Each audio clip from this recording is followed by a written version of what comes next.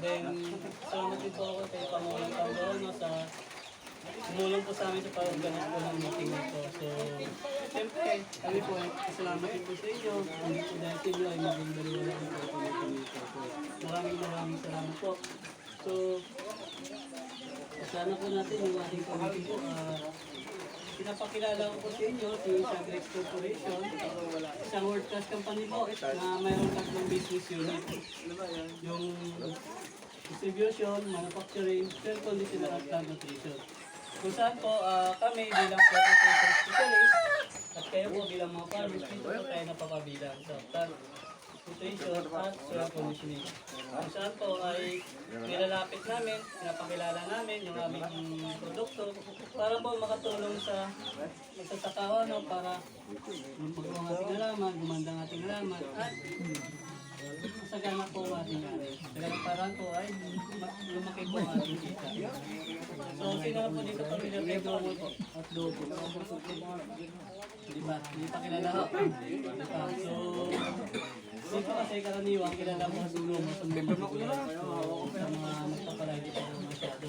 Kaya nandito sa kami ngayon para pakilala sa inyo.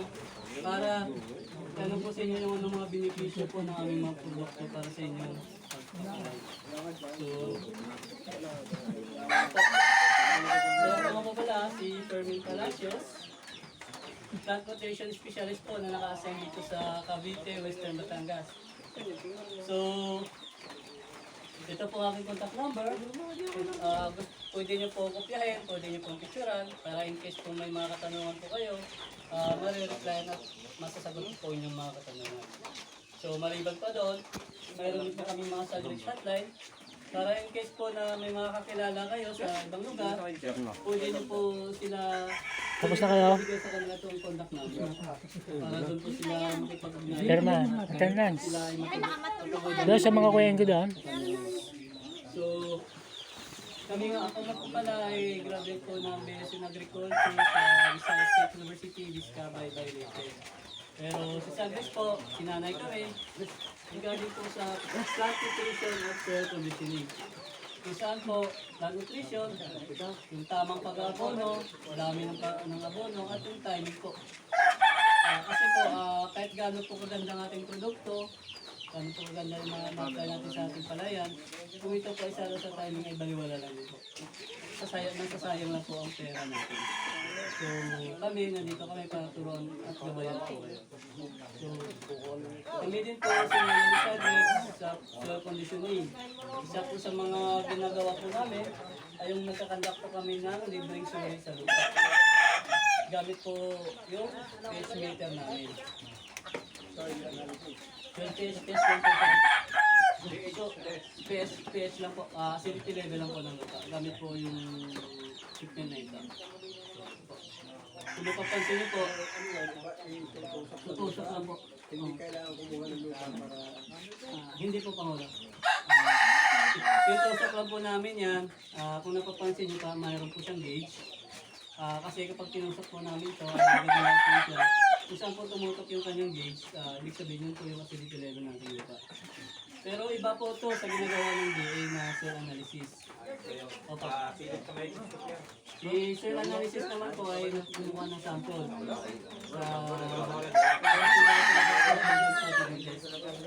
Yung iba, kapag titest nila ay PK lang, nitrogen phosphorus potassium, medyo madali lang. Pero kapag pinaparabas po ay kasama yung mga micronutrients, so medyo matagal po yun. Pero suggest ko lang po, mas maganda kung ano yung natin. Doon po natin makikita kung anong yes po. Doon po natin makikita kung anong nutrient po mayroon ng ating lupa. So, parang po, nandun din ang recommendation kung ilang sako lang ng abonong ginamitin natin. Soil analysis po. Pagkakalam ko po, libre na po pang ano, dito. Pinapasok ko pa, nagkaroon ng Pero may iba po na lumalakad ng sarili, susunod, may bayad yan. Pero kung hindi,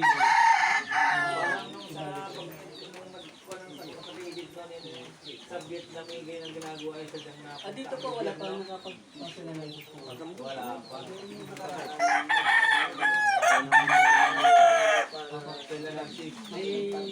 May ano na po, may resort. Nung pumasok yung RC ito, sagad doon sa resulta.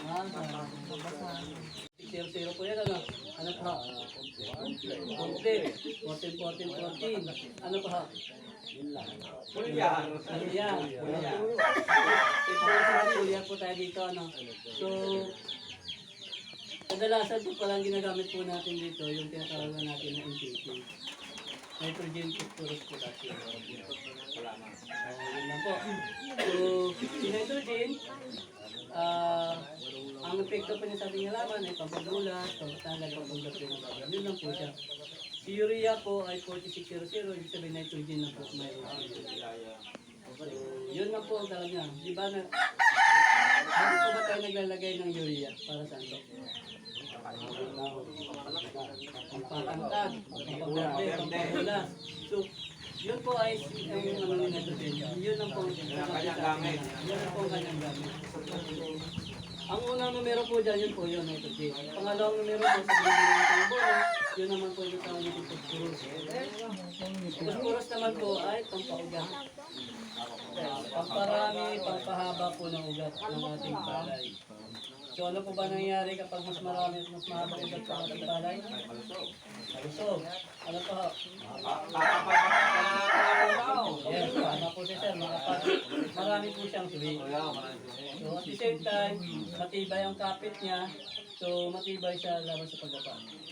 At mas marami siyang nutrition na makakuha. At yung mga nasa ilalim ng nutrition, maabot pa po niya. So makakain po. So, sa palay, pag mas marami ugat, mas maraming suhi. Pag mas maraming suhi, ano po nangyari? Pag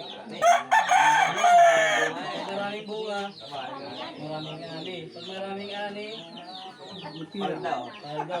Kapag paldo, marami kita. Pag marami kita, sir, may pambili na. May pambili ng mga pangailangan. So, yun po, no, yung point namin dito, habang bata itong ating halaman, nabigyan po natin ng tama at kompleto. Ano naman yung pagpuro? Ano naman yung anong klaseng pataba naman yung pagpuro? So, 14, diba kompleto siya? Tatlong 14. So, kompleto siya. So, ang pangalawang numero, di ba may 14? Ibig sabihin, may 14% na may phosphorus din. Ibig sabihin, si triple 14, mayroon siyang 14% na nitrogen, mayroon siyang 14% na phosphorus, mayroon siyang 14% na potassium. Pag may tatlong 14. Ganun po siya. So, tandaan po natin, yung unang pangalawang numero po dyan sa binibinenteng mono, yun po yung phosphorus. So, kapag mayroong, so ibig sabihin mayroon po siyang phosphorus. So, kung sample, zero gitna, ibig sabihin, walang phosphorus. Hindi dadami ang ugat niya. Hindi po. So, siguro kapag ang lupa natin may mga phosphorus, siguro yung mga Eh, maganda po yun. Pagka nakalabil 5 araw, halos na sila nabigyan yan. So, kadalasan yan ay naglalagay ng kapag nabulok po yan ay ano din po yan. Organic na abono po yan sa ating Or ang sinalamang sa palayan para yung iba po ay inano sa isang tabi, naya mabulok. Kapag nabulok na naging compost, sa kaya kasi. yan sabi po nila. Yun ang ginawa nila. Ang paggamit din po ng mga, sabi ko kanina, chemical, hindi naman natin maiwasan yun. Ilimitahan lang. So, para hindi masyadong mabugbog, masira po natin lupa. So, dito po ay, ano naman nakailang traffic po kayo sa ilang taon po. Pag may siya dalawa, may siya isa. So at least, Depende sa sa tubig. at least pala dito nakapagpahinga pa ang lupa. So, okay pa po. Kasi yung isang dahilan po bakit naging masin po ating lupa at mababot po ng nutrition, yung tuloy-tuloy po na pahinga po ating lupa. So dito, okay naman pa kasi ng lupa. Sa ibang lugar po kasi, tuloy-tuloy. Minsan naabot sila ng tatlong tapping sa isang. So, kung pa ang lupa wala ng pahinga, wala pa isang buwan, may ano na ulit, may tanim na ulit. Hobin din yung pitong sabit sa loob ng 2 taon na yan. So, ngayon, Pinakamagandang paraan po dyan para may balik natin sa neutral ang masa natin lupa yung paggamit natin ng mga organic na produkto. Sino po nakagamit ng mga organic po dito? Yung pinamigay nyo din, yung vermicast, yung Ang folia. nangyari po yan eh, madamo eh, nakasama ng damo eh, kaya hindi mag-aamit agad eh. So may katanungan po kay Lopus. So, Magkano po tayo? ito po, may isang kilo ng 715. So 20 kilos lang po siya. 20 kilos. 20 kilos lang po. 11. Ginawa po siya 20 kilos kasi